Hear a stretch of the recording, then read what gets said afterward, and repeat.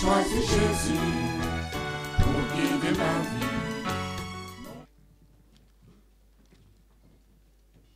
Ok, donc nous sommes arrivés à la fin du livre de Nombres. À la fin du livre de Nombres, dans notre exploration de la Bible. Et le livre de Nombres, essentiellement, c'était le passage du peuple de Dieu dans le désert. D'ailleurs, en hébreu, le titre de livre, c'est « Dans le désert ».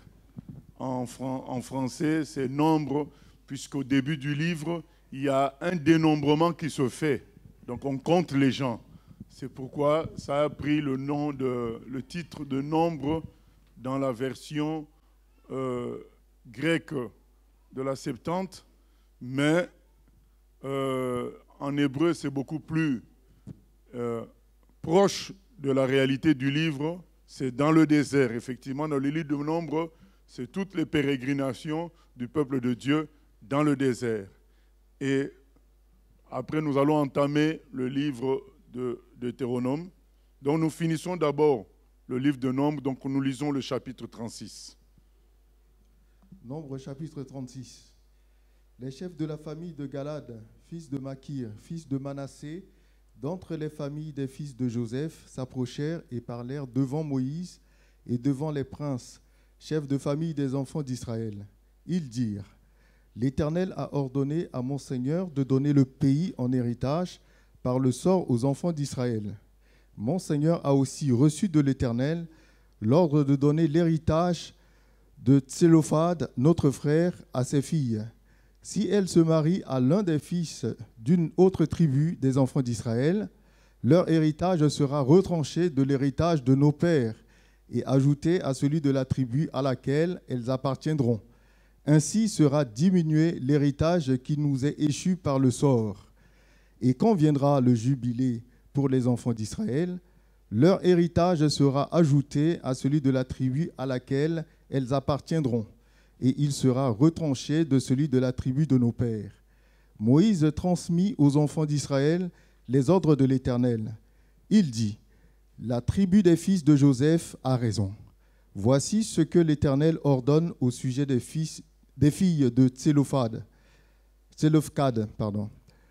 Elles se marieront à qui elles voudront, pourvu qu'elles se marient dans une famille de la tribu de leur père. Aucun héritage parmi les enfants d'Israël ne passera d'une tribu à une autre tribu, mais les enfants d'Israël s'attacheront chacun à l'héritage de la tribu de ses pères.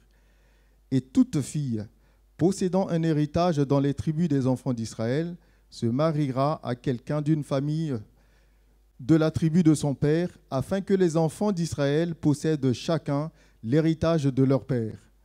Aucun héritage ne passera d'une tribu à une autre tribu, mais les tribus des enfants d'Israël s'attacheront chacune à son héritage. Les filles de Tsélophad se conformèrent à l'ordre que l'Éternel avait donné à Moïse. Makla, Tirtsa, Ogla, Milka et Noa, filles de Tsélophad, se marièrent aux fils de leurs oncles. Elles se marièrent dans les familles des fils de Manassé, fils de Joseph, et leur héritage resta dans la tribu de la famille de leur père. Tels sont les commandements et les lois que l'Éternel donna à Moïse aux enfants d'Israël dans les plaines de Moab, près du Jourdain, vis-à-vis de Jéricho. Voilà. Donc, le problème des filles de Tsélophad revient encore. Donc, on avait traité ce problème précédemment. Il s'agissait d'un homme qui était mort en n'ayant que des filles. Donc, le problème était qui devait récupérer la terre, qui devait récupérer l'héritage. Donc, puisque en n'ayant que des filles, on aurait eu tendance à donner l'héritage à des cousins, des oncles, voilà, des parents masculins. Mais le problème avait été traité avec Moïse à l'époque, et Moïse avait décidé par la sagesse divine que ce soit les filles qui héritent. que personne ne prenne ça, que ce soit les filles de Tselofkhad qui héritent de la terre. Et donc, ça avait été décidé. Mais après, les gens sont venus à la rescousse pour dire, mais oui, mais le danger, c'est quoi? C'est que si elles épousent quelqu'un d'autre, donc après un certain temps, la terre va devenir, par le mariage, donc quelque chose de commun entre hommes et entre mari et femme. Finalement, quand quand ces filles-là vont s'en aller mourir, finalement la terre va revenir à la tribu de l'homme qu'elles auraient épousé. Et là, la tribu d'où elle venait, donc la tribu de Manassé et Joseph, va perdre une partie de terrain. Et donc c'est ce qu'on vient expliquer à Moïse. Bon, pour éviter ça, oui. Donc pour éviter ça, donc finalement, Moïse dit, bon, c'est mieux que les filles de Tselofkhad se marient avec quelqu'un de leur tribu. Comme ça, on est sûr que la terre reste dans une tribu. Voilà. Oui, question? Oui, Pasteur Moshe, une question Internet. Bonsoir, j'ai une question par rapport au chapitre 36. J'avais suivi un moment d'enseignement sur ce passage et le serviteur avait dit que de même pour aujourd'hui, on ne peut pas se marier avec une personne d'une autre église car il faut respecter l'héritage des anciens. Est-ce vrai? Merci. Déjà là, on parle des tribus, s'il vous plaît. Donc on parle de tribus, on ne parle pas d'église. Ça n'existait même pas l'église à l'époque. Donc on est parmi les 12 tribus d'Israël. Donc c'est nullement question d'église. Et deuxièmement, l'argument de l'époque ne correspond pas avec nos réalités d'aujourd'hui. L'argument de l'époque, c'est que Dieu a réparti des terrains à chaque tribu. Maintenant, la crainte, c'est que par le mariage, il y ait des territoires qui diminuent et que d'autres gonflent. C'est ça la crainte. Pour éviter ça, que certaines tribus finissent par voir leur territoire se restreindre davantage. Donc, ils ont dit, mais vaut mieux que... En plus, ce n'est que les filles qui héritent. Hein. C'est-à-dire que si tu n'étais pas une fille qui héritait, par exemple, tu es une fille qui est dans une famille où il y a 3 garçons, 2 filles. Si tu es dans ce cas-là, il n'y avait pas de problème, puisque les garçons sont dans la famille. Le cas qu'on cite, c'est le cas des filles qui ne sont que filles et il n'y a pas d'homme pour hériter. Eh bien, ces filles-là, oui, il leur est demandé d'épouser quelqu'un de leur tribu. Mais si tu étais une fille qui a des frères, qui a des hommes dans la tribu pour hériter, toi, tu pouvais épouser quelqu'un d'une autre tribu, il n'y avait pas de souci. Du moment que tu n'amènes pas la terre avec toi, la terre reste dans la famille. Donc la crainte ici, c'était que la fille amène la terre avec elle et qui va revenir à la tribu de son mari. Et donc, ça ne concernait que le cas des gens des filles qui étaient seules comme progéniture d'un homme. Donc, si on doit appliquer, selon cette personne-là, cette règle, donc ça devrait concerner les filles qui sont seules dans une église. Je ne vois pas une famille. Donc, elles ne sont pas majoritaires de telles filles. Elles seront en grande minorité. En général, il y a toujours un homme, un garçon. Et il n'est pas question de terrain ici. Entre nous, il n'y a pas question de territoire. Donc, ça n'a rien à voir. C'est une application hors contexte. Et souvent, c'est dans des milieux où on n'étudie pas la Bible, on écoute ce que le pasteur dit. Non, mais nous tous, nous devons étudier la Bible ensemble, même si Dieu a établi les autorités. Nous tous, nous devons lire, comprendre que certains ordres ont été donnés selon un contexte.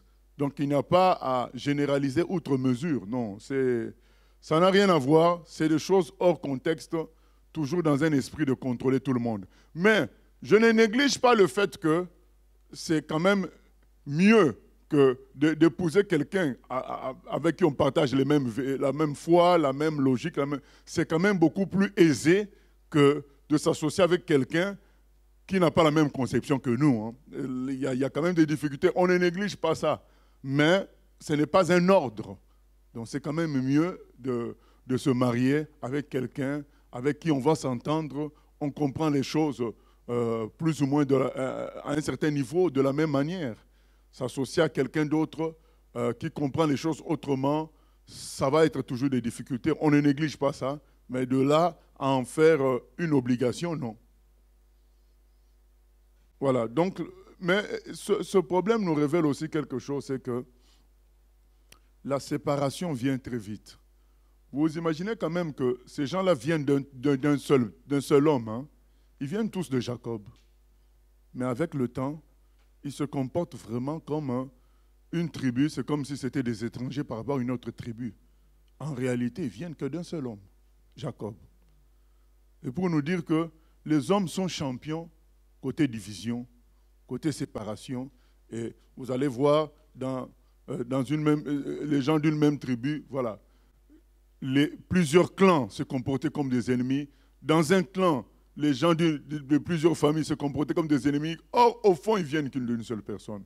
D'ailleurs, l'exemple le plus clair, c'est quel exemple? C'est l'exemple de l'humanité. Nous venons tous d'Adam. Mais regardez comment il y a la séparation, le racisme. Pourtant, nous venons tous d'un seul homme. Peut-être que vous ne croyez pas qu'on vient d'un seul homme. Mais la Bible dit qu'on vient d'un seul homme. Malgré la différence de couleurs, d'ailleurs l'apôtre Paul en parle dans Actes des Apôtres chapitre 17, il dit que Dieu a fait que les hommes venus ayant tous un même sang, donc on vient du même sang, le sang d'Adam, et la preuve c'est qu'on a toujours tous le même sang, le sang de couleur rouge. Voilà. Et on vient d'un seul homme, mais regardez les divisions qu'il y a. L'homme est champion, le mal est champion côté division. Pourtant, l'amour de Dieu veut nous ramener à ce que Dieu a toujours voulu, comme c'est écrit, qu'il est doux et agréable pour les frères de demeurer unis ensemble. C'est là que l'Éternel envoie la bénédiction. Mais les hommes n'aiment pas l'unité. Ils sont friands de chercher les différences, les choses qui fâchent, les choses qui séparent. Nous ne devons pas tomber dans ce piège-là. Nous devons comprendre que Dieu nous veut unis. Et lorsque même on lit Éphésiens 2, l'apôtre Paul explique qu'il y avait deux peuples, mais Dieu n'a fait qu'un seul peuple. Les deux peuples-là, c'était les Juifs et nous et les autres. Et Dieu ne nous a fait qu'un seul peuple en Jésus-Christ.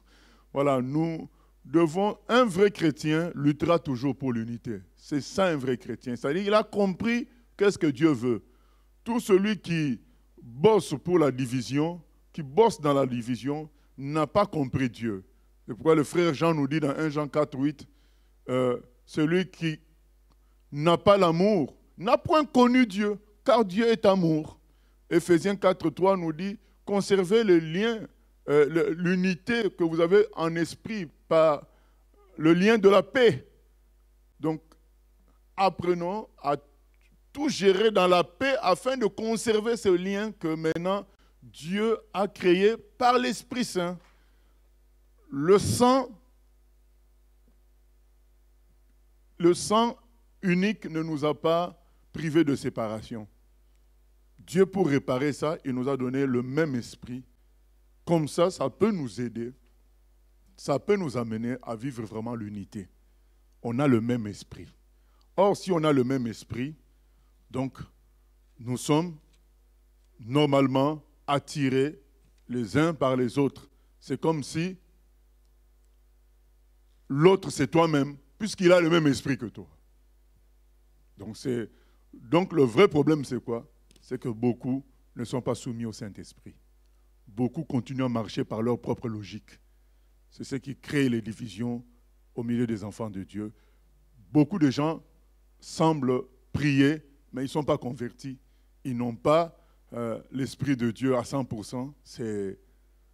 Ils ont l'Esprit de Dieu, mais comme c'est eux-mêmes qui dirigent leur vie, l'Esprit de Dieu n'est pas fonctionnel. Donc, c'est ce qui est écrit dans Éphésiens 4:30. N'attristez pas le Saint-Esprit. Le Saint-Esprit est attristé. À partir de là, les divisions peuvent suivre leur cours, à ce que les gens n'ont pas vraiment le Saint-Esprit en action dans leur vie. Nous prenons un exemple important. Nous voyons quelqu'un comme Paul, qui était utilisé plus que les apôtres qui sont venus avant lui. Mais nous voyons Paul avec une attitude d'humilité, d'amour vis-à-vis de ses prédécesseurs-là. Et c'est ça qui a favorisé l'unité des premiers chrétiens. Parce que si Paul n'avait pas l'esprit en activité en lui à 100%, il serait la première cause de division. Mais comme Paul était soumis à Dieu, il n'a pas été la cause de division. Au contraire, il a été un grand paramètre dans l'unité des premiers chrétiens, parce qu'il était utilisé puissamment, sans avoir suivi les apôtres, mais il n'en a pas fait un sujet de division. Au contraire, quand il devait prendre certaines décisions, il retournait à Jérusalem, consulter ses prédécesseurs, afin que l'Église, corps du Christ, soit dans l'unité. Paul est un exemple extraordinaire par rapport à la logique d'unité, parce qu'il avait compris qu'on a le même Seigneur, on a le même Esprit. C'est lui qui nous explique tout ça dans Éphésiens chapitre 4. On a le même baptême. Donc il a compris tout ça. Il dit, mais je n'ai pas à me battre avec mes frères. Je dois tout faire pour qu'on travaille ensemble. Et on voit la réponse de l'autre côté. Pierre a compris aussi cela, malgré le fait que Paul l'a blâmé concernant l'affaire de Galate, en Galatie.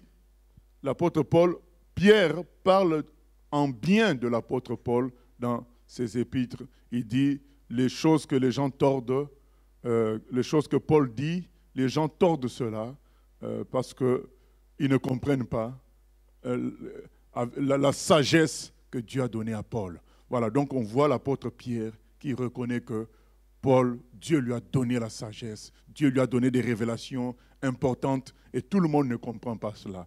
Donc on voit que ces gens-là, pourtant utilisés à un très haut niveau, parce que c'est souvent la division vient quand les gens sont utilisés puissamment.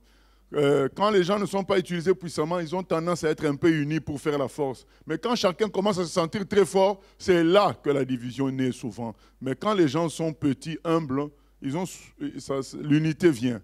Mais quand Dieu commence à l'utiliser un peu puissamment, indépendamment des autres, entre guillemets, quoi qu'en réalité on n'est pas indépendant, c'est là que les idées commencent à venir. Pourquoi pas moi-même je veux faire mon orchestre? Pourquoi je ne veux pas faire ma chorale? Pourquoi je ne veux pas faire mon église? C'est parce qu'il commence à sentir que Dieu l'utilise. Et c'est ça qui amène souvent les gens à être divisés. Mais pourtant, les apôtres, que ce soit Jacques, Pierre, Jean, Paul, chacun était utilisé puissamment, mais ils sont restés unis jusqu'au bout. Parce qu'ils avaient compris, ils avaient laissé le Saint-Esprit diriger leur vie à 100%. Voilà. Donc, s'il y a des divisions, c'est parce que le Saint-Esprit ne gère pas la vie de beaucoup de personnes à 100%. Beaucoup de gens font leur propre volonté. C'est ça qui crée les divisions. Il n'y a pas l'amour pour Jésus à 100%. Parce que quelqu'un qui aime Jésus ne va pas détruire son œuvre, ne va pas se séparer des autres frères et sœurs. Oui.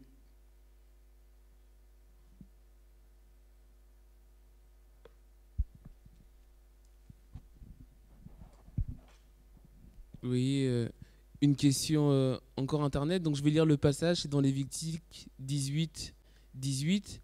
Tu ne prendras point la sœur de ta femme pour exciter une rivalité en découvrant sa nudité à côté de ta femme pendant sa vie. Donc maintenant la personne dit Dieu ne se contredit point, mais que dire de ce passage Lévitique 18, 18? Parce que Jacob justement va épouser les deux sœurs, va épouser les deux sœurs. De ces deux sœurs sortiront les 12 tribus d'Israël. Éclaire-moi, pasteur. Jacob, c'est avant Moïse. Donc, ce que nous venons de lire, c'est Lévitique, c'est les lois que Dieu donne à Moïse. Donc, avant, Jacob, avant Moïse, donc la loi n'était pas encore donnée. Mais pour éclairer encore, je vais donner l'exemple d'Adam et Ève. Pour que ça arrive jusqu'à nous, il y a forcément eu des mariages entre frères et sœurs, même directs. Hein. Donc il y a forcément eu, on a vu ça aussi avec Abraham. Donc il y a forcément eu le mariage entre, jusqu'à ce que Dieu mette fin à cela. Voilà. Donc il y a eu une période où Dieu a toléré ça pour la multiplication des humains, mais maintenant, après, il a arrêté cela. Ok, nous prenons maintenant le livre de Deutéronome. Deutéronome, dans le côté traduction grec-latin, ça veut dire deuxième loi. Donc, parce que quand on lit le livre de Deutéronome, Moïse va essentiellement rappeler la loi que Dieu avait donnée. C'est pourquoi on dit Deutéronome. Et quelqu'un a déjà entendu le terme deutérocanonique. Ça veut dire deuxième canon. Voilà, parce que il y a des gens qui ont rajouté des livres dans la Bible. Les catholiques ont rajouté des livres, et donc ils ont appelé ça des livres deutérocanoniques, donc un deuxième canon, mais qui n'était pas dans le canon juif, donc de l'Ancien Testament. Donc là, c'est Deutéronome, donc deuxième loi, mais en hébreu, ce livre s'appelle Devarim, ça veut dire parole. Donc, parce que Moïse est en train comme de parler avant de s'en aller. Il est en train de donner des paroles aux enfants d'Israël avant de s'en aller. C'est pourquoi en hébreu, ça s'appelle Devarim. Et en version grecque, Septante, ça s'appelle Deutéronome. Ils ont beaucoup plus pris l'idée d'une deuxième, donc Moïse qui rappelle la loi. Donc c'est comme une sorte de deuxième, Deutéronome, c'est comme une sorte de deuxième exode lévitique, quoi. Voilà. Donc, sans être ça totalement, il y a autre chose aussi. Donc, nous commençons par le premier chapitre. Deutéronome chapitre 1. Voici les paroles que Moïse adressa à tout Israël de l'autre côté du Jourdain, dans le désert, dans la plaine vis-à-vis de Souf, entre Paran, Tophel, Laban, Hatséroth et Dizahab. Il y a 11 journées depuis Horeb, par le chemin de la montagne de Séhir jusqu'à Kades Barnéa. Dans la 40e année, au 11e mois, le premier du mois, Moïse parla aux enfants d'Israël selon tout ce que l'Éternel lui avait ordonné de leur dire. C'était après qu'il eut battu Sihon, roi des Amoréens, qui habitait à Hesbon, et Og, roi de Basan, qui habitait à Ashtaroth et à Édréhir. De l'autre côté du Jourdain, dans le pays de Moab, Moïse commença à expliquer cette loi et dit : L'Éternel notre Dieu nous a parlé à Horeb en disant : Vous avez assez demeuré dans cette montagne. Tournez-vous et partez.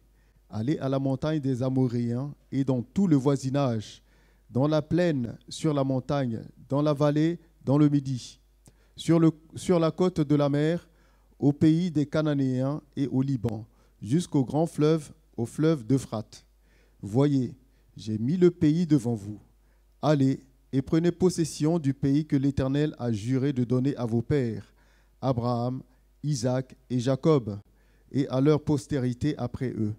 Dans ce temps-là, je vous dis, je ne puis pas, à moi seul, vous porter. L'Éternel votre Dieu vous a multiplié, et vous êtes aujourd'hui aussi nombreux que les étoiles du ciel. Que l'Éternel, le Dieu de vos pères, vous augmente 1000 fois autant, et qu'il vous bénisse comme il vous l'a promis. Comment porterai-je à moi seul votre charge, votre fardeau et vos contestations ? Prenez dans vos tribus des hommes, sages, intelligents et connus, je les mettrai à votre tête. Vous me répondîtes en disant : Ce que tu proposes de faire est une bonne chose. Je pris alors les chefs de vos tribus, des hommes sages et connus. Je les mis à votre tête comme chefs de 1000, chefs de 100, chefs de 50 et chefs de 10, et comme ayant autorité dans vos tribus. Je donnai dans le même temps cet ordre à vos juges. Écoutez vos frères et jugez selon la justice les différends de chacun avec son frère ou avec l'étranger. Vous n'aurez point égard à l'apparence des personnes dans vos jugements. Vous écouterez le petit comme le grand. Vous ne craindrez aucun homme, car c'est Dieu qui rend la justice. Et lorsque vous trouverez une cause trop difficile, vous la porterez devant moi pour que je l'entende. C'est ainsi que je vous prescrivis dans ce temps-là tout ce que vous aviez à faire. Nous partîmes d'Horeb et nous parcourûmes en entier ce grand et affreux désert que vous avez vu. Nous prîmes le chemin de la montagne des Amoréens, comme l'Éternel notre Dieu nous l'avait ordonné, et nous arrivâmes à Kadès Barnéa. Je vous dis, vous êtes arrivés à la montagne des Amoréens, que l'Éternel notre Dieu nous donne. Vois, l'Éternel ton Dieu met le pays devant toi. Monte, prends-en possession, comme te l'a dit l'Éternel. Le Dieu de tes pères, ne crains point et ne t'effraie point. Vous vous approchâtes tous de moi et vous dites, envoyons des hommes devant nous pour explorer le pays et pour nous faire un rapport sur le chemin par lequel nous y monterons et sur les chemins où nous arriverons. Cet avis me parut bon, et je pris 12 hommes parmi vous, un homme par tribu. Ils partirent, traversèrent la montagne et arrivèrent jusqu'à la vallée d'Eshcol, qu'ils explorèrent. Ils prirent dans leurs mains des fruits du pays et nous les présentèrent. Ils nous firent un rapport et dirent, c'est un bon pays que l'Éternel notre Dieu nous donne. Mais vous ne voulûtes point y monter, et vous fûtes rebelles à l'ordre de l'Éternel votre Dieu. Vous murmurâtes dans vos tentes, et vous dites, c'est parce que l'Éternel nous hait, qu'il nous a fait sortir du pays d'Égypte, afin de nous livrer entre les mains des Amoréens et de nous détruire. Où monterions-nous? Nos frères nous ont fait perdre courage en disant, c'est un peuple plus grand et de plus haute taille que nous. Ce sont des villes grandes et fortifiées jusqu'au ciel. Nous y avons même vu des enfants d'Anak. Je vous dis, ne vous épouvantez pas et n'ayez pas peur d'eux. L'Éternel, votre Dieu, qui marche devant vous, combattra lui-même pour vous, selon tout ce qu'il a fait pour vous sous vos yeux en Égypte. Puis au désert, où tu as vu que l'Éternel, ton Dieu, t'a porté comme un homme porte son fils, pendant toute la route que vous avez faite jusqu'à votre arrivée en ce lieu. Malgré cela, vous n'eûtes point confiance en l'Éternel, votre Dieu, qui allait devant vous sur la route pour vous chercher un lieu de campement, la nuit dans un feu, afin de vous montrer le chemin où vous devriez marcher, et le jour dans une nuée. L'Éternel entendit le bruit de vos paroles. Il s'irrita et jura en disant, aucun des hommes de cette génération méchante ne verra le bon pays que j'ai juré de donner à vos pères, excepté Caleb, fils de Jéphuné. Il le verra, lui, et je donnerai à lui et à ses enfants le pays sur lequel il a marché, parce qu'il a pleinement suivi la voie de l'Éternel. L'Éternel s'irrita aussi contre moi, à cause de vous, et il dit, toi non plus, tu n'y entreras point. Josué, fils de Nun, ton serviteur y entrera. Fortifie-le, car c'est lui qui mettra Israël en possession de ce pays. Et vos petits-enfants, dont vous avez dit, ils deviendront une proie, et vos fils qui ne connaissent aujourd'hui ni le bien ni le mal, ce sont eux qui y entreront. C'est à eux que je le donnerai, et ce sont eux qui le posséderont. Mais vous, tournez-vous et partez pour le désert, dans la direction de la mer Rouge. Vous répondîtes en me disant, nous avons péché contre l'Éternel. Nous monterons et nous combattrons comme l'Éternel, notre Dieu, nous l'a ordonné. Et vous ceignîtes chacun vos armes, et vous fîtes le projet téméraire de monter à la montagne. L'Éternel me dit, dis-leur, ne montez pas et ne combattez pas, car je ne suis pas au milieu de vous. Ne vous faites pas battre par vos ennemis. Je vous parlais, mais vous n'écoutâtes point. Vous fûtes rebelles à l'ordre de l'Éternel, et vous montâtes audacieusement à la montagne. Alors les Amoréens qui habitent cette montagne sortirent à votre rencontre, et vous poursuivirent comme font les abeilles. Ils vous battirent en Séhir jusqu'à Horma. À votre retour, vous pleurâtes devant l'Éternel, mais l'Éternel n'écouta point votre voix et ne vous prêta point l'oreille. Vous restâtes à Kadès, où le temps que vous y avez passé fut de longue durée. Voilà. Donc Moïse, comme nous avions dit en Deutéronome, il est en train de faire un rappel. Donc c'est pourquoi c'est comme un double Exode, Lévitique. Donc, il rappelle les choses, comment ça s'est passé depuis Exode, jusqu'à là où ils sont. Et premièrement, donc, il dit qu'il y a juste 11 jours, 11 journées depuis Horeb, c'est-à-dire depuis presque leur sortie d'Égypte, jusqu'à Kadès, donc près de la terre promise. Il n'y a que 11 jours. Donc, finalement, le verset 3 nous dit, dans la 40e année, donc une distance d'à peu près 11 jours, en prenant le bon chemin, ben, eux, ils ont fait 40 ans pour faire cette distance-là. Pourquoi? Parce que Dieu les a fait tourner en rond à cause de leur désobéissance. C'est ainsi que nous l'avons souvent dit. C'est vrai que le don et l'appel de Dieu ne sont pas irrévocables. C'est-à-dire que si Dieu a un appel pour toi, un don à qui t'a fait, ça ne va pas s'enlever. Mais le résultat de cet appel et de ce don, ça peut traîner pour se manifester. Là, l'appel, c'était la terre promise. Même si Dieu n'a pas changé, ils ont fini par conquérir la terre promise, mais ça a duré 40 ans alors que ça devait faire environ 12 jours pour entrer. Là, ils ont fait 40 ans pour y entrer. Alors que c'est quelque chose qui, normalement, devait prendre 11 jours. C'est pour nous dire que oui, Dieu peut avoir un appel sur ma vie, sur ta vie, mais il faut être obéissant pour que cet appel se manifeste. Si on est désobéissant, ne nous cachons pas derrière l'appel, le don et l'appel de Dieu sont irrévocables. Oui, c'est irrévocable, mais pour que ça se manifeste, ça peut prendre du temps puisqu'on n'obéit pas. Et on peut être un grand discoureur, un grand poète en train de dire tout le temps, Dieu m'a dit ceci, Dieu m'a dit, Dieu a des projets pour moi. Tout le monde me félicite, tout le monde sent quelque chose en moi. Oui, mais où est le résultat? Rien. Tu deviens un grand journaliste, non. Un grand historien, tu rappelles toujours ce que Dieu t'a dit? Non, c'est que Dieu, le Seigneur Jésus dit dans Jean 15, le Seigneur veut que vous portiez du fruit. Mon Père veut que vous portiez du fruit. On doit voir les fruits. On ne va pas être là à dire, je suis un grand baobab, mais on ne mange pas l'arbre. Il faut les fruits. Je suis un beau pommier, mais il n'y a pas de fruits. Je mesure 5 mètres. Les habitants de la terre vont dire quoi? D'accord, tu es beau, mais qu'est-ce que nous on va faire? Comme les Ivoiriens disent, ça ne se mange pas. Je dis que oui, mais je suis beau, mais est-ce qu'on mange la beauté? Voilà. Donc il faut les résultats. Et beaucoup restent comme ça dans les milieux chrétiens, 30 ans, 40 ans, toujours avec des grandes promesses. Dieu m'avait dit telle chose, mais il y a 30 ans, mais jusque-là, il ne fait toujours rien. Donc, parce qu'ils sont désobéissants.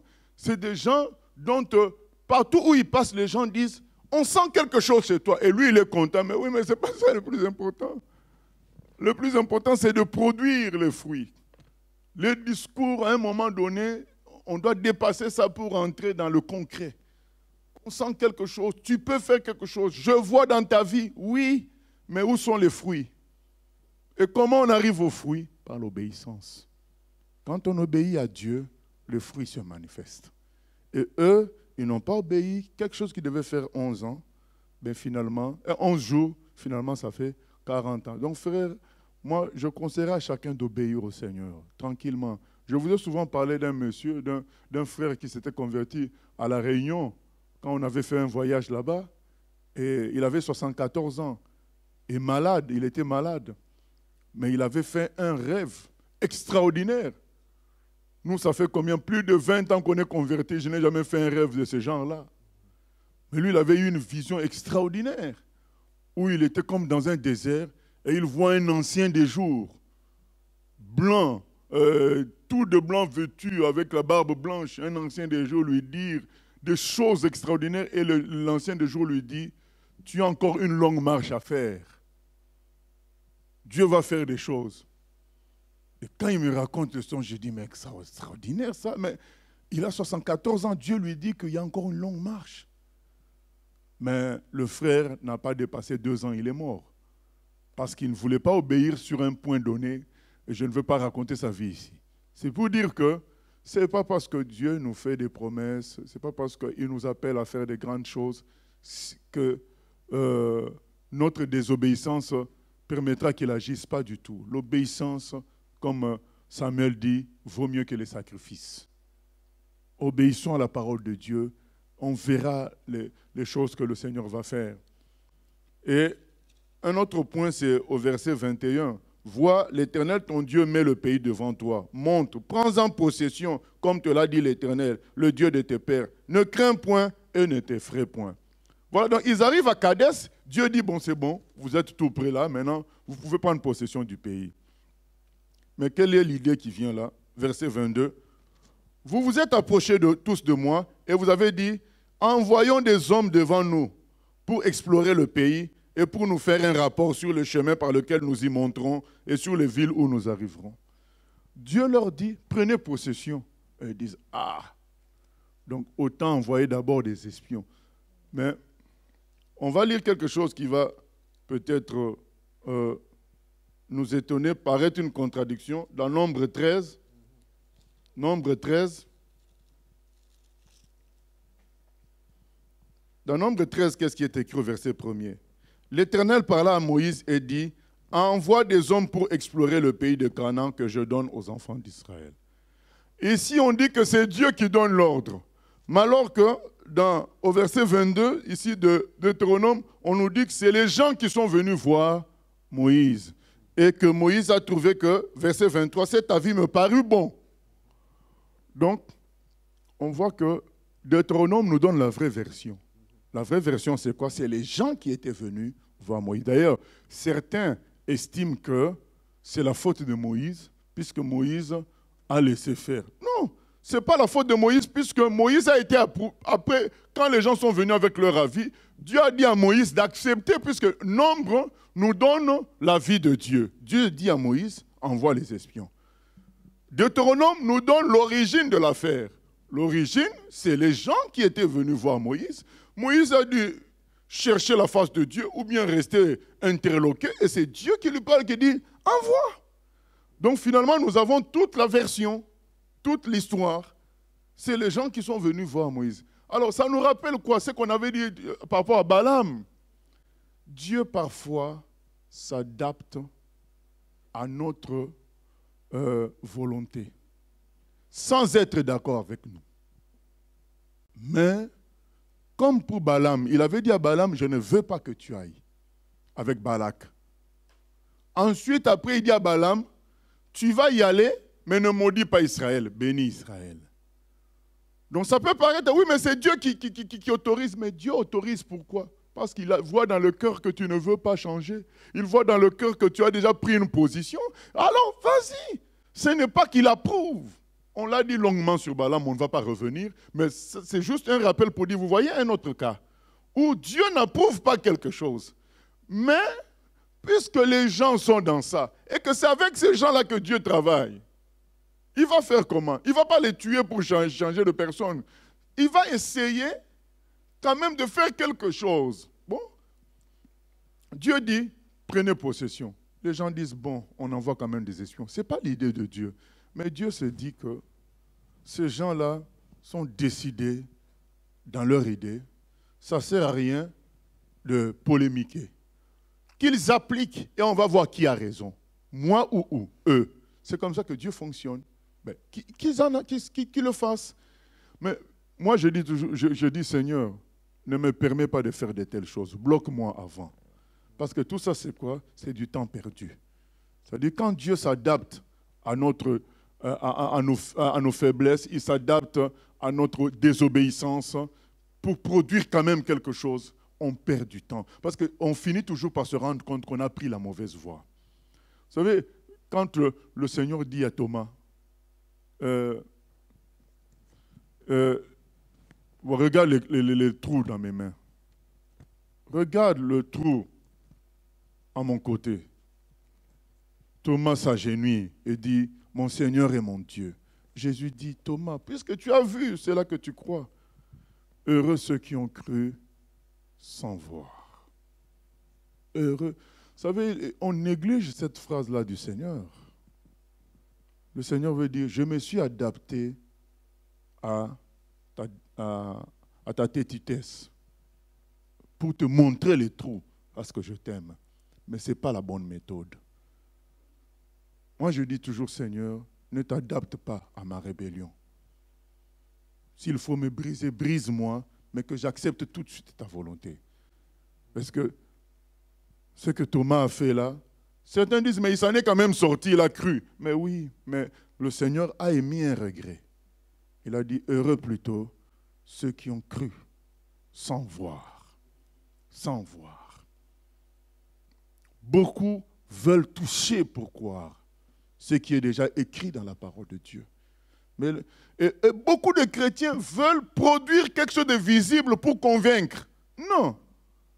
C'est Dieu qui produira le visible. Nous disons la parole. Romains 10, 17. La foi vient de ce qu'on entend. Ce qu'on entend vient de la parole de Dieu. C'est Dieu qui le dit. Et Jésus dit à Thomas, tu aurais pu croire sans voir. Tu as refusé de croire. Parce que les gens t'ont dit qu'ils m'ont vu. Parce que quand Thomas résiste, il résiste face à qui? À ses amis, à ses frères, avec qui il a marché pendant un certain temps, dont il connaît l'honnêteté. Et ses frères lui disent, mais on a vu le Seigneur. Il dit, moi, si je ne vois pas, si je ne touche pas, je ne croirai pas. Le Seigneur, dans sa bonté, il ne va pas laisser tomber son disciple. Il se fait voir à lui, il lui montre les trous. Mais il dit, Thomas, heureux ceux qui ont cru sans voir. Quand Dieu émet un regret comme ça, bien aimé, c'est une situation grave. C'est-à-dire que sa méthode n'a pas été respectée. Sa méthode à lui, Dieu. La méthode de Dieu, depuis qu'Adam a chuté, c'est la foi maintenant. Depuis que Jésus est venu, c'est la foi maintenant. On doit croire avant de voir. C'est ça maintenant. Les choses ont changé. Le juste, désormais, comme c'est écrit depuis même l'Ancien Testament d'Habakkuk, le juste vivra par la foi. Voilà. Donc, quand on veut à tout prix voir, sentir la guérison pour croire en cette guérison, on est en train de changer de méthode. Croyons d'abord. Marc 11, 24. Tout ce que vous demandez en prière, croyez que vous l'avez obtenu, vous le verrez s'accomplir. Changer cela, c'est faire comme les enfants d'Israël. On leur dit, prenez possession du pays. Ah mais non, attendez, on va utiliser d'abord les espions. En fait, ils cherchent une stratégie humaine. Comment on va faire? Mais on leur dit, prenez possession. Donc la personne qui vous a dit, c'est le Dieu Tout-Puissant. Obéissez tout simplement. Ah mais non, on va voir quelle stratégie faire. Et c'est comme ça que beaucoup n'obéissent pas à l'ordre du Seigneur. Ils commencent par poser des conditions, des préconditions, des prérequis. Non, le Seigneur a dit, fais. Voilà. Tu peux lui demander comme Marie, on va faire comment? Marie avait demandé. Oui, mais l'enfant viendra comment? Mais Zacharie, lui, il a douté, il a dit, je suis vieux, comment l'enfant peut venir? Mais Marie a dit, mais là, je suis encore vierge, mais l'enfant viendra comment? Est-ce que je dois connaître peut-être mon mari avant? Non, Dieu lui dit, non, le Saint-Esprit viendra sur toi. Ce n'est pas la même chose. Donc on peut demander à Dieu, je ferai comment? Mais commencer nous-mêmes à lui proposer une stratégie humaine alors que lui vient de te dire quelque chose, c'est le même comportement qu'on est en train de lire là. Et ça a fait mal au Seigneur. Et il a cédé. Hein. Ce qui est dangereux, je le répète, on l'a dit par rapport à Balaam, ce qui est dangereux, c'est que Dieu peut céder alors qu'il n'est pas d'accord avec nous. Mais les gens qui vivent que Dieu cède, ils croient que Dieu est d'accord avec eux. C'est ça qui est dangereux avec Dieu. Il peut te soutenir dans l'erreur. C'est dangereux. Pourquoi? Parce qu'il a vu que tu ne veux pas. Il a essayé de te soutenir dans la vérité, tu ne veux pas. Bon, il te laisse dans l'erreur pour te démontrer par les faits que tu t'es trompé. Mais moi, je ne souhaite pas cela. Et je souhaite à personne cela. Autant obéir à Dieu quand il nous parle, attendre d'échouer, de toucher le feu, pour comprendre, ça peut faire des gros dégâts. Et surtout, ça fait traîner les choses, alors que les choses peuvent aller vite et on vit la gloire de Dieu. Oui. En fait, tu as répondu à la question que je voulais poser, du fait qu'effectivement, on perd du temps quand on n'entend pas, enfin, quand on n'est pas dans la volonté de Dieu. Mais on se dit parfois, on est dans une direction et on a aussi, on est convaincu en fait. Qu'est-ce qui fait alors qu'on est convaincu parfois sur une situation et que Dieu aussi permet des situations favorables en fait? Oui, on l'a dit quand on en a parlé de Balaam, puisqu'il a lu dans notre cœur qu'on ne veut pas changer, qu'on veut que cette position-là, il va même nous donner un rêve qui nous favorise. Il va permettre même ça. Il va permettre même que tu vas ailleurs, les gens ne te connaissent pas, il te prophétise ce que tu veux. Pour bien que tu prennes ce chemin-là, que tu comprennes que tu t'étais trompé plus tard et que tu te souviendras que Dieu n'était pas pour. Mais tu as insisté. En insistant, lui maintenant, il permet ce qu'on appelle la puissance d'égarement. Donc les gens même vont t'encourager. Toi, tu vas dire, mais ça, c'est Dieu. Il permet pour que tu fasses ce que tu veux et que tu vois que c'était une erreur parce qu'il t'a parlé, tu n'as pas entendu. Donc Dieu, en fait, c'est par rapport au cœur. C'est-à-dire que quand on veut prendre une direction, des choix, des directions dans nos vies, c'est-à-dire que parfois, quand par exemple je dis « Seigneur, je m'abandonne à toi », c'est-à-dire que là, les choses vont arriver, tu pourras en fait arrêter quand c'est le... Enfin, comment je veux dire ça? Je voulais comprendre en fait comment on arrive à stopper, comment une personne peut stopper, se dire Seigneur, je m'abandonne à toi, et même si les choses sont favorables, mais de se dire non, là, c'est pas la volonté de Dieu en fait. Oui, il faut être vraiment transparent avec Dieu, dire c'est vraiment ta volonté que je veux. Là, on sentira, même si on nous favorise, on sait que ce n'est pas la volonté de Dieu, parce qu'on est transparent avec lui, on est honnête, sincère avec lui. Mais beaucoup viennent déjà avec leur idée, ils veulent que Dieu leur réponde par rapport à leur idée. À partir de là, quand Dieu te dit la vérité une fois, deux fois, trois fois, il sent que tu es décidé dans ta position, ben, il va t'accompagner dans ça pour que tu comprennes que tu as fait le mauvais choix. Et il y aura un certain encouragement que tu vas interpréter comme étant la volonté de Dieu. Or, ce n'est pas sa volonté. C'est fait pour que tu réalises que tu n'as pas voulu écouter. Oui, Simon. Oui, pasteur, en écoutant ce que tu étais en train de dire, en fait, je me suis souvenu d'une interpellation, c'est dans Actes 1, des apôtres, et tu me diras ce que tu en penses. Nous nous souvenons de l'interpellation des disciples, chapitre 21, verset 4, qui nous dit « Nous trouvâmes les disciples et nous restâmes là 7 jours. Les disciples, poussés par l'Esprit, disaient à Paul de ne pas monter à Jérusalem. » Et donc, juste après, il y a eu aussi Agabus qui avait prophétisé oui. Tout cela. Et j'avais été interpellé par cela. Et l'apôtre Paul, il ne s'est pas laissé démonter, il est allé quand même. Il est allé quand même. Et on a vu toutes les tribulations qu'il a connues. Et en se posant la question, je me suis dit, mais l'apôtre Paul, en fait, il n'a pas été appelé pour aller vers Israël, en fait. C'était l'apôtre des païens. Ah non, ce n'est pas une erreur de Paul. C'est que c'était le moyen qui devait l'amener à Rome. Donc on devait l'arrêter là-bas pour que ça... Parce que Dieu, le Seigneur lui avait dit, quand il a appelé dans Actes de chapitre 9, il a dit à Ananias, j'ai appelé cet homme à souffrir pour moi, à aller annoncer ma parole au roi, ainsi de suite. C'est pourquoi, malgré le fait qu'on lui annonçait qu'on allait l'arrêter, Paul était convaincu qu'il faut quand même qu'il y aille. Donc là, c'est une forme de prophétie qu'on peut te donner. Juste, les gens ont vu qu'on t'a arrêté, mais ils ne comprennent pas que c'est la volonté de Dieu. Mais puisqu'ils t'aiment, ils vont te dire, n'y va pas. Bon, en fait, ce que je veux dire, c'est que normalement, il aurait dû y aller directement à Rome.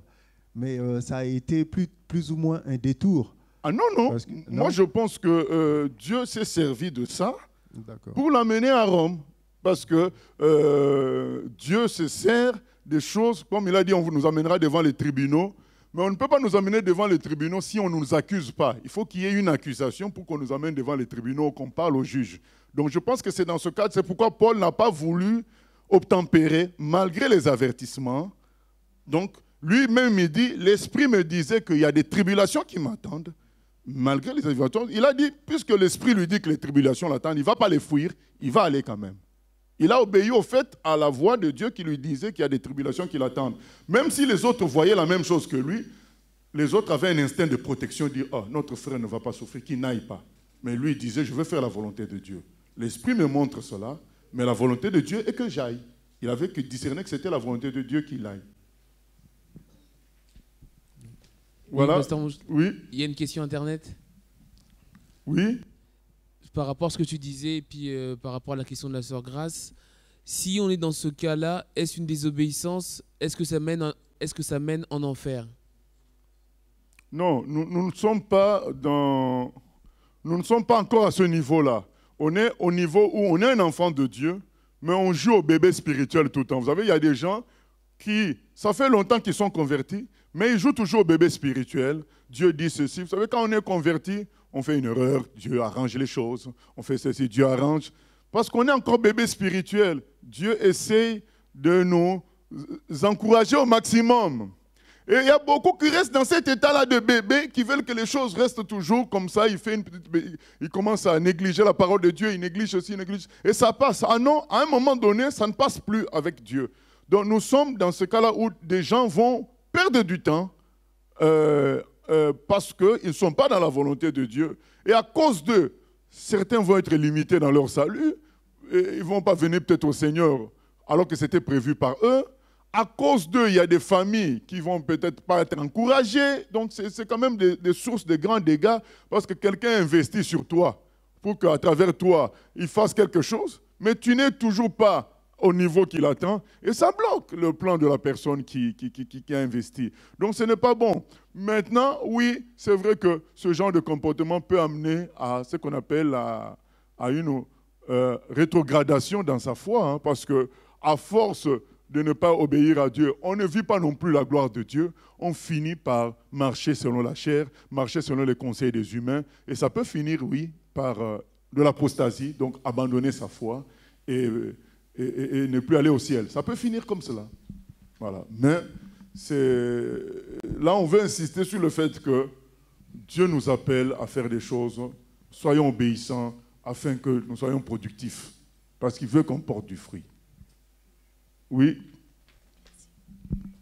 Oui, pasteur, toujours dans votre sens, que dire d'une personne qui a tendance à prendre des précautions même lorsqu'elle reçoit une parole? C'est-à-dire concrètement, si par exemple quelqu'un vient vers cette personne et lui dit « Dieu m'a dit que tu dois faire ça » ou « Dieu m'a dit que tu dois aller ici », cette personne décide d'attendre de recevoir la parole de Dieu lui-même avant de faire quoi que ce soit. Que dire dans ce cas? Est-ce que c'est une forme de désobéissance également ou Dieu ne le prend pas mal non, c'est la bonne démarche à faire. On ne peut pas, parce que quelqu'un t'a dit que tu dois aller en Chine, tu plies tes bagages, tu vas en Chine. Non, tu dois recevoir la conviction. Donc dans Romains, on nous demande à chacun d'avoir la conviction avant de faire quelque chose. C'est la conviction qui est... la conviction est plus forte que la prophétie. La conviction est plus forte que les révélations extérieures, parce que la conviction, c'est vraiment du fond du cœur. Donc les révélations sont quand même extérieures. Tu as fait un songe, tu as vu quelque chose, on t'a dit quelque chose. Je ne parle pas de la parole de Dieu, hein. La parole de Dieu est au-dessus de tout, mais les autres conseils, révélations extérieures, ben, tant que ce n'est pas la parole du genre Dieu t'appelle à faire telle chose, il faut être convaincu soi-même. Donc la conviction est obligatoire. Il faut que le Seigneur te mette la conviction avant de passer à une autre étape. Oui. Alors moi, c'est pour savoir si, quand je rentre dans une église ou dans une chapelle, enfin dans un culte, hein, dans un lieu culte, je suis souvent interpellé par, admettons, je suis dans l'église, j'allume un cierge, je me retourne comme ça et beaucoup de fois je tombe sur le Sacré-Cœur et je ne sais pas qui est le Sacré-Cœur. C'est un démon. C'est pas de Dieu, tout ça, allumer un cierge. C'est un démon. Oui, parce que la Bible ne nous parle pas d'allumer des cierges et le Sacré-Cœur, c'est pas dans la Bible. Donc la Bible nous parle, nous devons croire à la parole de Dieu. Mais je tombe toujours dessus. Eh bien oui, malheureusement, c'est un démon, donc il faut refuser ça. D'accord. Voilà. Parce que je croyais que c'était bon. Non, c'est pas bon. D'accord. Il est écrit dans 2 Corinthiens 11, 14, le diable se déguise en ange de lumière. Donc le diable peut se déguiser. Du moment que ce n'est pas dans la parole de Dieu, ce n'est pas bon. Ok, nous continuons. Donc il y a un autre point. On arrive à Kadès. Donc eux, ils envoient les espions. Les espions les découragent. Et finalement, Moïse dit, même moi-même, j'ai loupé à cause de vous. Je ne suis pas entré en terre promise à cause de vous. Mais après que Dieu les ait corrigés comme ça, ces gens-là disent, ah mais non, non, non, nous allons quand même aller nous battre, nous voulons maintenant obéir. Nous voyons un peu ce qui peut se passer. C'est que après les gens disent, mais nous voulons maintenant obéir, nous allons nous battre. Dieu dit non, ce n'est plus la peine. Ce n'est plus la peine. Comment expliquer une telle sévérité de Dieu, quoi? Les gens se ressaisissent. Ils disent, ben, nous voulons maintenant y aller. Dieu dit non, non, non. C'est bon, vous n'y allez quand même pas. Qu'est-ce qui peut expliquer ça? Voilà. Donc on pensait que quand on se repentait avec Dieu automatiquement, bon, il nous relançait. Qu'est-ce qui peut expliquer que bon, là, les gens font marche arrière, mais Dieu quand même dit non, non, non, non, vous n'allez pas vous battre contre les Amoréens. Vous avez déjà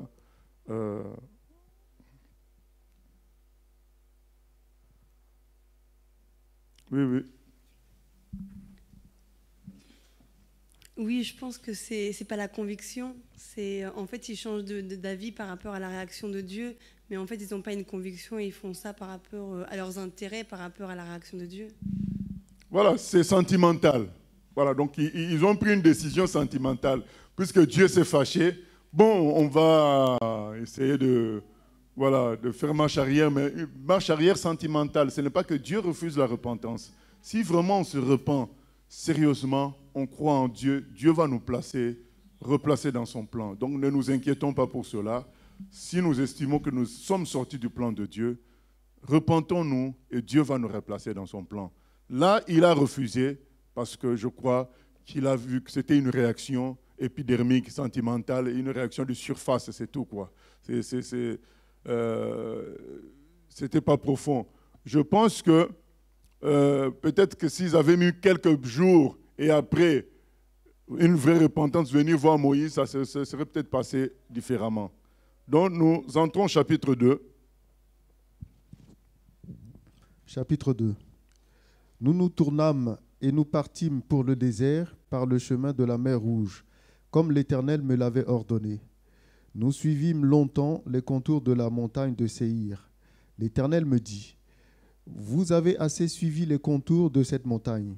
Tournez-vous vers le nord. Donne cet ordre au peuple.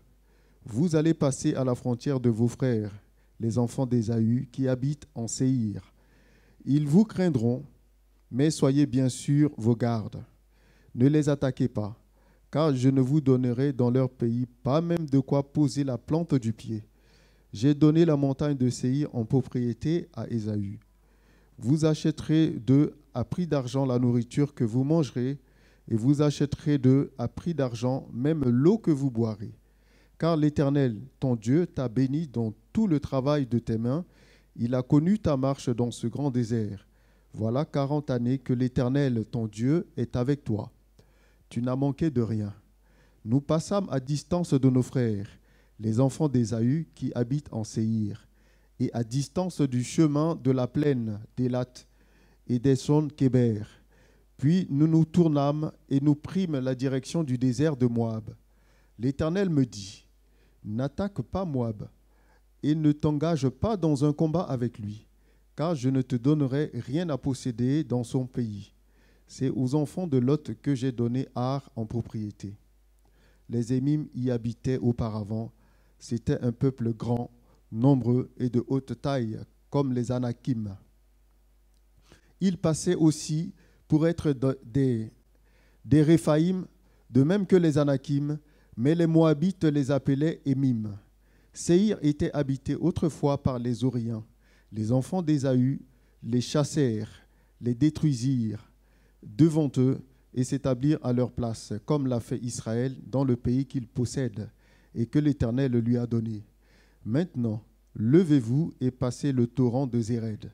Nous passâmes le torrent de Zéred. Le temps que durèrent nos marches de Kadès-Barnéa au passage du torrent de Zéred fut de 38 ans, jusqu'à ce que toute la génération des hommes de guerre ait disparu du milieu du camp, comme l'Éternel le leur avait juré. La main de l'Éternel fut aussi sur eux pour les détruire du milieu du camp, jusqu'à ce qu'ils aient disparu. Lorsque tous les hommes de guerre eurent disparu par la mort du milieu du peuple, l'Éternel me parla et dit, « Tu passeras aujourd'hui la frontière de Moab à Ar, et tu approcheras des enfants d'Ammon.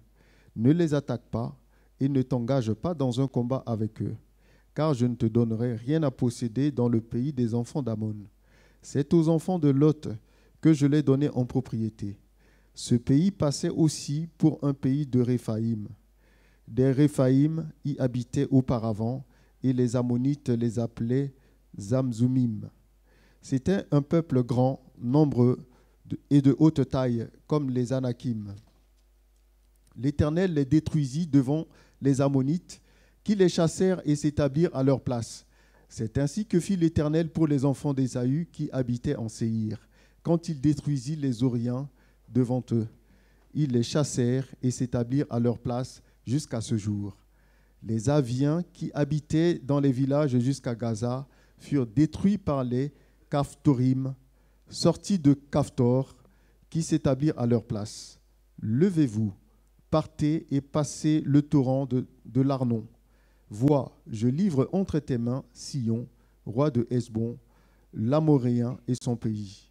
Commence la conquête, fais-lui la guerre. Je vais répandre dès aujourd'hui la frayeur et la crainte de toi sur tous les peuples qui sont sous le ciel, et au bruit de ta renommée, ils trembleront et seront saisis d'angoisse à cause de toi.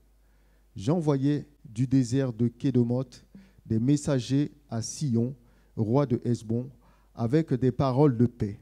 Je lui fis dire, « Laisse-moi passer par ton pays. Je suivrai la grande route, sans m'écarter ni à droite ni à gauche. Tu me vendras à prix d'argent la nourriture que je mangerai, et tu me donneras à prix d'argent l'eau que je boirai. Je ne ferai que passer avec mes pieds. » C'est ce que m'ont accordé les enfants d'Ésaü qui habitent en Séhir, et les Moabites qui demeuraient à Ar. Accorde-le aussi jusqu'à ce que je passe le Jourdain, pour entrer au pays que l'Éternel notre Dieu nous donne. Mais Sion, roi de Hesbon, ne voulait point nous laisser passer chez lui, car l'Éternel ton Dieu rendit son esprit inflexible et endurcit son cœur, afin de le livrer entre tes mains, comme tu le vois aujourd'hui. L'Éternel me dit, « Vois, je te livre dès maintenant Sion et son pays. » Sion sortit à notre rencontre avec tout son peuple pour nous combattre à Jahath. L'Éternel notre Dieu nous le livra et nous le bâtîmes, lui et ses fils, tout son peuple. Nous prîmes alors toutes ces villes et nous les dévouâmes par interdit, hommes, femmes et petits-enfants, sans en laisser échapper un seul. Seulement, nous pillâmes pour nous le bétail et le butin des villes que nous avions prises. Depuis Aroër, sur les bords du torrent de l'Arnon, et la ville qui est dans la vallée, jusqu'à Galad, il n'y eut pas de ville trop forte pour nous. L'Éternel, notre Dieu, nous livra tout.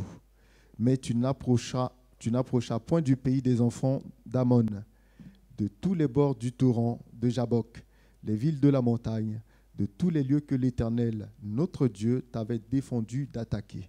Voilà, donc Moïse est en train de faire un rappel. C'est aussi bien pour nous de faire, il y a comme un résumé de pérégrination des enfants d'Israël et puis les conflits qu'ils ont rencontrés en chemin.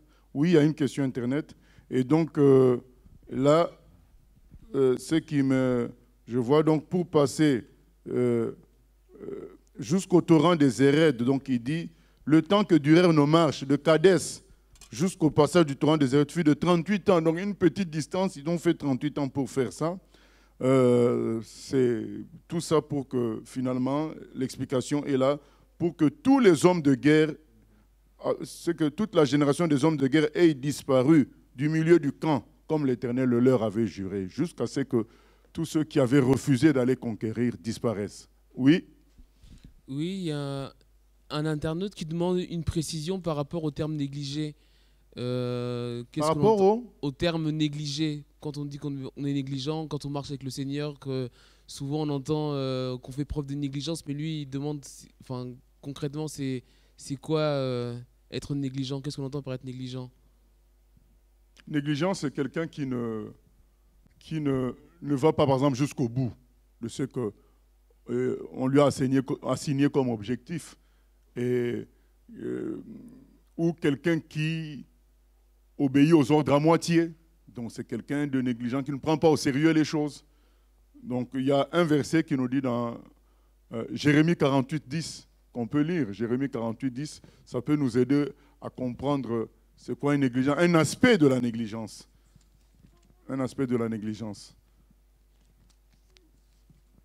Un premier aspect, c'est quelqu'un qui ne fait pas le travail totalement comme on lui a demandé de faire. Quelqu'un qui parfois même oublie de faire le travail. Et Jérémie 48, 10, oui, Simon. Jérémie 48, 10. Maudit soit celui qui fait avec négligence l'œuvre de l'Éternel. Maudit soit celui qui éloigne son épée du carnage. Voilà, donc ça c'est un exemple maximum de la négligence. C'est-à-dire que la négligence telle qu'on la connaît dans la société, c'est quelqu'un qui oublie de faire ce qu'on lui a demandé de faire. Par distraction, c'est quelqu'un qui fait à moitié, qui ne fait pas ou bien qui ne fait pas les choses avec la précision attendue. Donc il y a une forme de négligence. Un exemple, quelqu'un doit voyager, il oublie de vérifier l'huile, il oublie de vérifier la pression des pneus. Donc c'est une forme de négligence parce qu'il y a un ensemble de points vérifiés avant de passer à l'étape de prendre la route. Il ne fait pas tout, donc c'est de la négligence, donc il ne fait pas le travail qu'on attend de lui. Mais là, le Seigneur nous amène à un point maximum, c'est-à-dire que il nous demande, lorsqu'on a gagné, qu'on gagne jusqu'au bout. Un exemple, tu priais pour que les membres de ta famille se convertissent. Et quand ils se convertissent, tu oublies pourquoi tu priais et tu commences à vivre, tu retombes dans la vie familiale que tu menais avant, une vie charnelle, familiale autour du nom de famille. Alors que quand tu priais pour qu'ils deviennent des chrétiens, c'était pour qu'ensemble vous serviez le Seigneur. Donc maintenant que tu as déjà gagné cette étape-là, ils se sont convertis, tu oublies l'objectif final, donc tu retires l'épée du carnage. Finalement, alors que tu avais une victoire, au lieu d'aller jusqu'au bout de la victoire, faire que ta famille serve le Seigneur, toi tu te contentes du salut et vous devenez tous des chrétiens touristes, des chrétiens consommateurs, et il n'y a pas vraiment le service de Dieu, donc tu ne vas pas jusqu'au bout. Donc là, c'est ce que Jérémie 48, 10 nous dit. Le négligent, c'est quelqu'un qui ne va pas jusqu'au bout de ce que Dieu veut qu'il fasse. Donc, il faut aller jusqu'au bout des possibilités que Dieu donne. Et le négligent tel qu'on connaît dans la société, c'est celui qui oublie de faire ce qu'il doit faire, qui ne fait pas le travail complètement, qui le fait à moitié. Mais Dieu veut nous amener encore plus que cela. Tu as une victoire, que ce soit une victoire écrasante. Voilà. Tu ne te contentes pas de la victoire, mais que ce soit une victoire totale. Voilà. C'est ça. Beaucoup de gens se contentent de la victoire, et puis bon, ça reste là. Non, le Seigneur veut que ce soit une victoire totale, écrasante. Donc nous continuons, chapitre 3. Chapitre 3. Nous nous tournâmes et nous montâmes par le chemin de Bassan. Og, roi de Bassan, sortit à notre rencontre avec tout son peuple pour nous combattre à Édréi. L'Éternel me dit, ne le crains point, car je le livre entre tes mains, lui et tout son peuple, et son pays. Tu le traiteras comme tu as traité Sion, roi des Amoréens, qui habitait à Hesbon. Et l'Éternel, notre Dieu, livra encore entre nos mains Og, roi de Basan, avec tout son peuple. Nous les battîmes sans laisser échapper aucun de ces gens. Nous prîmes alors toutes ces villes, et il n'y en eut pas une qui ne tombe en notre pouvoir. 60 villes, toute la contrée d'Argob, le royaume d'Og en Basan. Toutes ces villes étaient fortifiées avec de hautes murailles, des portes et des barres. Il y avait aussi des villes sans murailles en très grand nombre. Nous les dévouâmes par interdit, comme nous l'avions fait à Sion, roi de Hesbon. Nous dévouâmes toutes les villes par interdit, hommes, femmes et petits-enfants. Mais nous pillâmes pour nous tout le bétail et le butin des villes. C'est ainsi que, dans ce temps-là, nous conquîmes sur les 2 rois des Amoréens le pays de l'autre côté du Jourdain, depuis le torrent de l'Arnon jusqu'à la montagne de l'Hermon. Les Sidoniens donnent à l'Hermon le nom de Sirion et les Amoréens celui de Senir. Toutes les villes de la plaine, tout Galade et tout Basan, jusqu'à Salca et Édréi, ville du royaume d'Og en Basan. Og, roi de Basan, était resté seul de la race des Réphaïm. Voici son lit, un lit de fer, n'est-il pas à Rabat, ville des enfants d'Ammon? Sa longueur est de 9 coudées et sa largeur de 4 coudées, en coudées d'homme. Nous prîmes alors possession de ce pays. Je donnai aux Rubénites et aux Gadites le territoire à partir d'Aroër sur le torrent de l'Arnon et la moitié de la montagne de Galade avec ses villes. Je donnai à la moitié de la tribu de Manassé le reste de Galade et tout le royaume d'Og en Basan. Toute la contrée d'Argob avec tout Basan, c'est ce qu'on appelait le pays des Réphaïm. Jaïr, fils de Manassé, prit toute la contrée d'Argob jusqu'à la frontière des Gershuriens et des Macastiens, et il donna son nom au bourg de Basan, appelé encore aujourd'hui bourg de Jaïr. Je donnai Galade à Makir, aux Rubénites et aux Gadites. Je donnai une partie de Galade jusqu'au torrent de l'Arnon, dont le milieu sert de limite, et jusqu'au torrent de Jabok, frontière des enfants d'Ammon. Je leur donnai encore la plaine limitée par le Jourdain, depuis Kinéret jusqu'à la mer de la plaine, la mer salée, au pied de Pisga, vers l'Orient. En ce temps-là, je vous donnai cet ordre. L'Éternel, votre Dieu, vous livre ce pays pour que vous le possédiez. Vous tous, soldats, vous marcherez en armes devant les enfants d'Israël. Vos femmes seulement, vos petits-enfants et vos troupeaux, je sais que vous avez de nombreux troupeaux, resteront dans les villes que je vous ai données, jusqu'à ce que l'Éternel ait accordé du repos à vos frères comme à vous, et qu'ils possèdent eux aussi le pays que l'Éternel, votre Dieu, leur donne de l'autre côté du Jourdain. Et vous retournerez chacun dans l'héritage que je vous ai donné. En ce temps-là, je donnai les désordres à Josué, et je dis, tes yeux ont vu tout ce que l'Éternel, votre Dieu, a fait à ces 2 rois. Ainsi fera l'Éternel à tous les royaumes contre lesquels tu vas marcher. Ne les craignez point, car l'Éternel, votre Dieu, combattra lui-même pour vous. En ce temps-là, j'implorai la miséricorde de l'Éternel en disant, Seigneur Éternel, tu as commencé à montrer à ton serviteur ta grandeur et ta main puissante. Car quel Dieu y a-t-il au ciel et sur la terre qui puisse imiter tes œuvres et tes hauts faits? Laisse-moi passer, je te prie. Laisse-moi voir ce bon pays de l'autre côté du Jourdain, ces belles montagnes et le Liban. Mais l'Éternel s'irrita contre moi à cause de vous, et il ne m'écouta point. L'Éternel me dit, c'est assez, ne me parle plus de cette affaire. Monte au sommet de Pisga, porte tes regards à l'Occident, au nord, au midi et à l'Orient, et contemple de tes yeux, car tu ne passeras pas ce Jourdain. Donne des ordres à Josué, fortifie-le et affermis-le, car c'est lui qui marchera devant ce peuple et qui le mettra en possession du pays que tu verras. Nous demeurâmes dans la vallée vis-à-vis de Beth-Péor.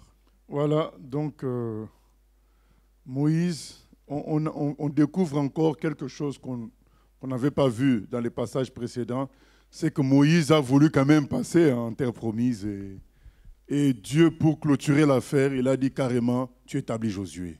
Ça, c'est vraiment en ce moment-là qu'il a clôturé l'affaire. Donc, il lui disait non, non, non, non, non. Mais pour clôturer l'affaire, il a dit, voilà, c'est Josué qui va passer avec le peuple en terre promise. Tu peux voir, mais tu n'entreras point. Et voilà, c'est un peu triste, mais le Seigneur est bon. S'il a fait pour Moïse, c'est parce que certainement il lui a évité des problèmes plus graves que ceux qu'il avait rencontrés jusqu'alors. Oui? Oui, encore une question Internet, mais qui était relative au chapitre précédent. La question elle arrivait un peu tard. Qu'est-ce qui a fait que Dieu ne prenne pas Ésaü et Lot pour son peuple? Pourtant, Ésaü aussi est fils d'Isaac, avec qui Dieu a fait alliance, puisque les fils d'Ésaü font guerre aux enfants d'Israël. Oui, mais il y a des raisons qui ont été données. Ésaü a vendu son droit d'aînesse et donc il a méprisé l'ordre de Dieu. C'est à cause de cela que finalement Dieu s'est posé sur Jacob. Mais l'on dira, mais oui, mais ça a été prophétisé, oui. Bon, donc Dieu connaît déjà les choses à l'avance. Mais d'une manière concrète, Ésaü a refusé le droit d'aînesse. Il a refusé donc l'ordre de Dieu logique. Oui. Encore une autre question. Dans le psaume 22, il est question des taureaux de Basan présents lors de la crucifixion du Christ. Je pensais que c'était une représentation des ennemis ou des démons ou autres. Oui, oui. Donc c'est les taureaux, puisque quel taureau de Basan Christ va voir? C'est des démons. Mais les taureaux de Basan étaient réputés pour leur force, leur puissance. Donc c'était des démons très puissants qu'on compare aux taureaux de Basan dans le psaume 22. C'est le psaume 22 qui parle de ces taureaux de Basan qui menacent le Seigneur, mais c'était des démons, ce n'était pas des taureaux. Mais c'était une image pour dire que c'était des démons très puissants qui l'attaquaient. Donc la crucifixion a été quelque chose de très dur. Donc nous allons prier afin que nous ne tombions pas dans le piège. Oh là là. Dernière question alors, Christian. C'est une question qui avait été posée en début d'étude, mais comme ça n'avait rien à voir avec l'étude, j'attendais la fin pour la poser. Un internaute demande si quelqu'un n'est pas baptisé d'eau, risque-t-il d'aller dans le séjour des morts? J'ai pas compris. Si quelqu'un n'est pas baptisé d'eau, je pense par immersion, qui n'a pas pris son baptême, risque-t-il d'aller dans le séjour des morts? Bon, risque-t-il d'aller plutôt dans le feu éternel? Bon, puisque le séjour des morts, c'est un langage encore... utilisons soit le feu éternel, c'est là le jugement dernier, et puis soit le paradis. Bon, le Seigneur a dit, ceux qui croiront et qui seront baptisés, dans Marc 16, 15 à 16, ceux qui croiront et qui seront baptisés seront sauvés. Donc, le baptême est nécessaire pour... ça confirme ce qu'on a décidé dans notre cœur. Mais quand on est dans des conditions qu'on ne peut pas se faire baptiser, on va quand même au ciel. Le voleur à la croix n'a pas été baptisé, mais il est parti au ciel. C'est parce qu'il était dans des conditions, il ne pouvait pas se faire baptiser à la croix. Cependant, quand on peut se faire baptiser, d'ailleurs, ce n'est même pas une question, puisque le baptême n'est qu'un autre langage. C'est comme si on parlait chinois et français. Tu dis en français, je crois en Jésus, je veux qu'il soit mon sauveur et mon Seigneur. Eh bien, ce langage-là, spirituellement, on le dit par le baptême. Donc, je ne peux pas dire en français, je veux suivre Jésus. Et en chinois, si je peux parler chinois, je refuse de le dire en chinois. Ce n'est pas normal. Donc, si on peut dire, je crois en Jésus, je veux qu'il prenne contrôle de ma vie, que je sois son disciple, on peut le dire en français. Mais en langage spirituel, c'est le baptême. C'est par le baptême qu'on le dit. Donc, ça va ensemble. Donc, celui qui croit en Jésus doit se faire baptiser. S'il ne le fait pas, on se pose des questions sur sa conversion. Et pour ceux qui ne peuvent pas, là, c'est un autre cas. Ça, c'est le Seigneur a bien sauvé le voleur à la croix. Donc, nous allons prier afin que nous ne tombions pas dans le même piège que les enfants d'Israël qui discutaient tous les ordres du Seigneur au lieu d'obéir. Et l'apôtre Paul nous en parle dans 1 Corinthiens au chapitre 10. Il dit, à cause de ça, à cause du refus d'obéir, ils ne sont pas entrés en terre promise. Ils ont fait des tours et des tours. Et pourtant, ils ont vu la main de Dieu. Rien que l'histoire de la défaite d'Og, la défaite de Sion. On voit que Déborah répète cette défaite, parle encore de ça plus tard. Donc, c'est une guerre face à Og et Sion. c'est quand même une guerre que les enfants d'Israël gardent bien dans leur souvenir. Nous, on n'était pas là. On sent que ça a été 2 guerres très, très, très, très sérieuses où le Seigneur avait manifesté sa gloire, parce que ça revient souvent dans la Bible, ces deux guerres-là, contre Og et contre Sion, roi des Amoréens. Donc, ça nous montre que malgré le fait que le Seigneur manifeste sa gloire et sa puissance, nous avons une part très importante d'obéissance par rapport à ses instructions. Nous ne devons pas tomber dans la négligence, tomber dans l'habitude. Donc on s'habitue, on s'est accoutumé à son action, on ne craint plus l'Éternel. Nous devons craindre l'Éternel, même s'il nous est favorable, même s'il est amour avec nous. Nous devons rester dans un état d'obéissance. Et c'est ainsi que nous pouvons porter beaucoup de fruits. Que le Seigneur nous aide à être obéissants au nom de Jésus. Seigneur, nous venons prier afin que tu nous aides à être obéissants à ta parole, Seigneur. À ne pas nous inventer nos propres visions, nos propres logiques, comme l'apôtre Paul parle dans Colossiens chapitre 2, Seigneur, que nous ne puissions pas nous laisser enfler d'orgueil par rapport à nos propres logiques, nos raisonnements, nos visions, mais ce ne sont pas les rêves, les visions, les raisonnements humains ou la logique humaine, l'intelligence humaine qui doit nous diriger. C'est ta parole, ce sont tes instructions que tu as mises dans les Écritures, Seigneur. Nous devons apprendre à obéir, même si tu nous es favorable, même si tu fais de bonnes choses avec nous, Seigneur, que cela ne nous amène pas à croire que nous pouvons négliger ta parole, nous pouvons négliger tes instructions du moment qu'on sent ta présence ou je ne sais quoi, où tu nous as donné telle victoire. Non, Seigneur, que nous puissions comprendre que l'obéissance vaut mieux que les sacrifices. L'obéissance à quoi? L'obéissance à ta parole, Seigneur. Aide-nous à obéir à ta parole, parce que ta parole, c'est toi-même. Il est écrit, au commencement était la parole, et la parole était Dieu, Seigneur. Que nous ne puissions pas défier ta parole par nos prétendues visions, nos prétendues logiques personnelles, Seigneur. Au nom de Jésus, nous te bénissons, Père éternel, pour tous ces avertissements que nous recevons à travers la lecture de ta parole. Seigneur, quand nous voyons comment tu as cédé au conseil de prendre des espions, alors que ce n'était pas ton idée, et ces gens-là croyaient même qu'ils étaient encouragés par toi, mais finalement, on a vu la suite, comment ils ont fait finalement 38 ans après tout ça. Seigneur, nous venons prier que nous ne tombions pas dans ce piège de 40 années dans le désert, que nous soyons obéissants à la seconde, instantanément, afin que nous produisions du fruit en abondance, que nous soyons simples pour obéir à ta parole. À toi la gloire, la louange au siècle des siècles, au nom de Jésus. Amen. Voilà, que Dieu nous bénisse.